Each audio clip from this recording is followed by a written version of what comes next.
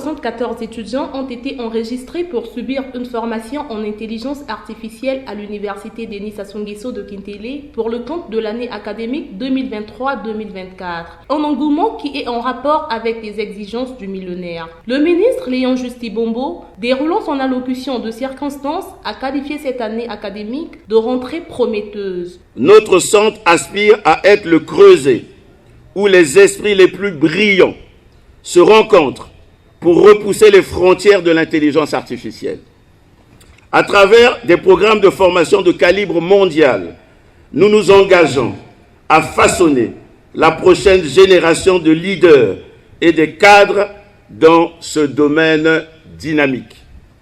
L'objectif visé étant de parvenir à offrir au marché national et international, à l'aune de la ZLECAf d'emploi compétences locales dont le pays aura énormément besoin pour son développement socio-économique. Les formations proposées au Centre africain de recherche en intelligence artificielle au titre de cette année académique se récapitulent ainsi qu'il suit. Opportunités et risques liés à l'adoption tendancielle et croissante des technologies de l'intelligence artificielle dans les systèmes judiciaires du monde.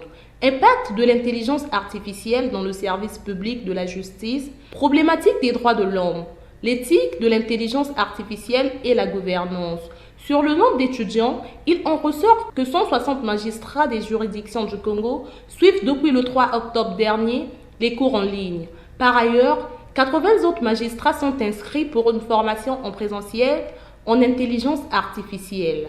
L'état de droit et la cybersécurité qui aura lieu en novembre 2023, simultanément à Pointe-Noire et à Brazzaville. Il faut retenir qu'à cela se greffe également l'environnement réglementaire de type bac à sable, sandboxing, au profit des agences de régulation. Membre de l'Assemblée des régulateurs des télécommunications de l'Afrique centrale en vue de créer en synergie avec l'Alliance Smart Africa un marché commun des télécommunications et des TIC en Afrique centrale. Il y a en outre AWS Cloud Computing de Amazon, une formation qui enregistre 674 comptes d'étudiants en présentiel comme en virtuel. Elle vise à combler les déficits des talents locaux dans la gestion et le fonctionnement du futur data center national en construction, grâce au financement de la Banque africaine de développement.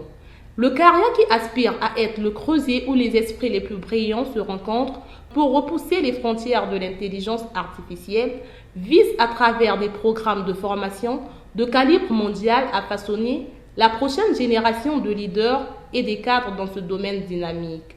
Ensemble, cette rentrée académique au sein du CARIA s'inscrit dans le cadre de la mise en œuvre du 3e programme de formation dénommé CARIA Power, qui couvre un champ scientifique très large avec la clé des formations stratégiques pour l'équilibre et la résilience de l'écosystème congolais.